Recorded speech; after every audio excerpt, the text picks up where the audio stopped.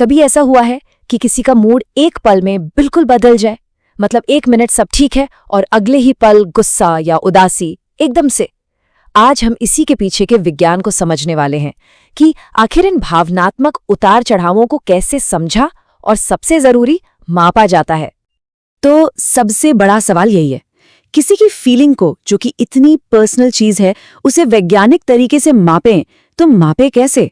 मतलब एक एहसास को नंबर में कैसे बदल सकते हैं? ये सवाल वैज्ञानिकों के लिए दशकों से एक बड़ी पहेली बना हुआ है। अच्छा, इस पूरी बात के केंद्र में एक कॉन्सेप्ट है, अफेक्टिव इंस्टेबिलिटी, जिसे हम कह सकते हैं भावनात्मक अस्थिरता। अब देखिए, ये सिर्फ मूड बदलना नहीं है, ये असल में मूड में बहुत तेजी से बार बार और बहुत बड़े बदलाव आने के बारे में है। और ये बदलाव अक्सर बाहर की किसी घटना की वजह से होते हैं। ये बॉर्डरलाइन पर्सनालिटी डिसऑर्डर यानी बीपीडी की एक बहुत बड़ी पहचान है, और ये डिप्रेशन की लगातार बनी रहने वाली उदासी से एकदम अलग चीज है। तो ठीक है, हमें ये तो पता चल गया कि मापना क्या है, पर सवाल है कैसे? असली चुनौती तो यहीं से शुरू होती है।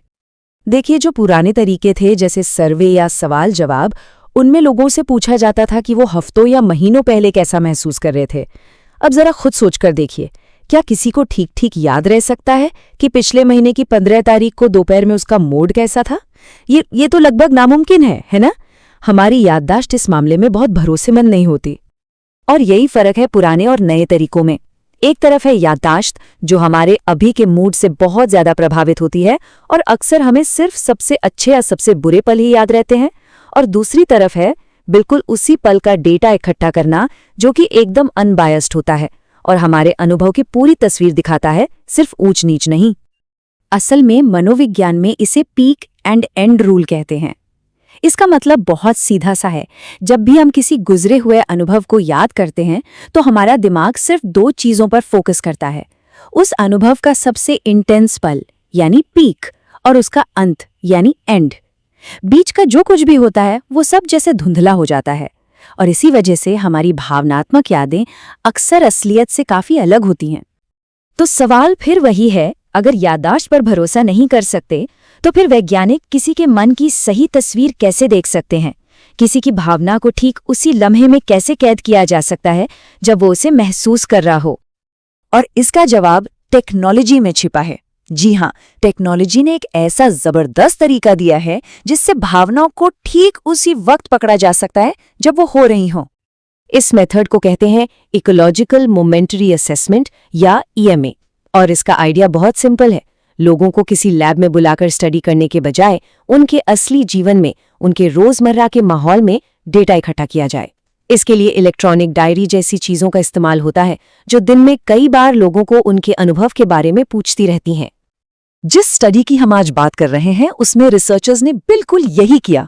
उन्होंने 2 ग्रुप्स बनाए, एक बीपीडी वाले मरीजों का और दूसरा डिप्रेशन वाले मरीजों का। हर पार्टिसिपेंट को करीब 1 महीने के लिए एक इलेक्ट्रॉनिक डायरी दी गई।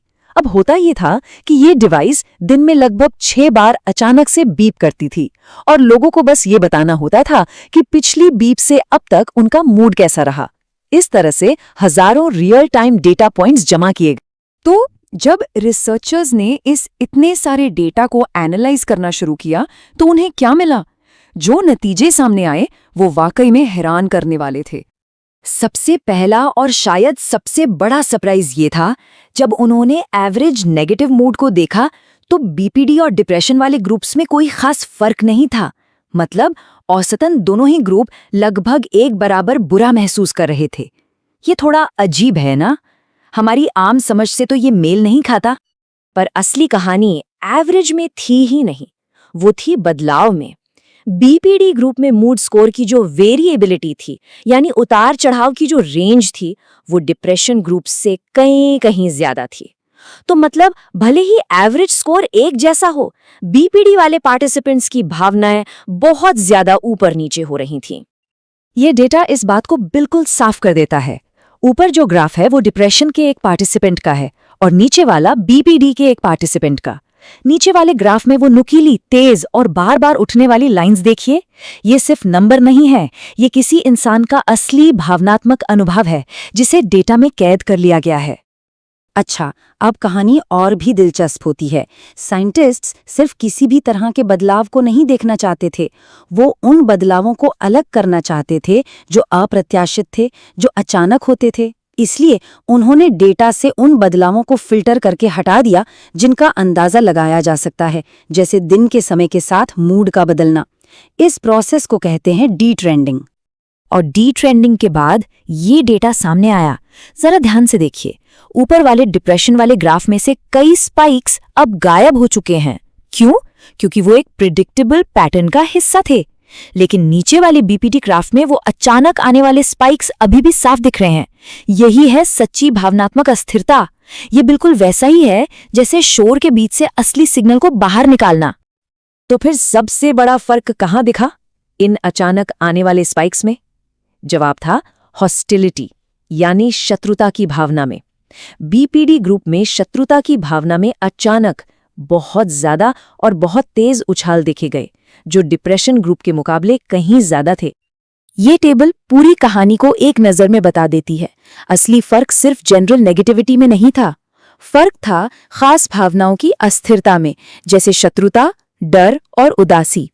इन खास इमोशंस में बीपीडी ग्रुप ने बहुत ज्यादा उतार चढ़ाव दिखाए, जबकि ओवरऑल नेगेटिव या पॉजिटिव फीलिंग्स में कोई बड़ा अंतर नहीं मिला। तो सवाल उठता है कि ये इतनी बारीकियां क्यों जरूरी हैं? ये सिर्फ किताबी बातें नहीं हैं। इन नतीजों का असल दुनिया में बहुत गहरा मतलब है। इसका मतलब क्या निकलता है? पहली बात ये कि कोई कैसा महसूस करता है सिर्फ यही काफी नहीं है, बल्कि उसकी भावनाएं किस पैटर्न में बदलती हैं ये भी बहुत मायने रखता है। दूसरी बात, शत्रुता में वो जो तेज उछाल देखे गए थे वो बीपीडी के साथ जुड़ी हुई रिश्तों की मुश्किलों को समझने में मदद कर सकते हैं।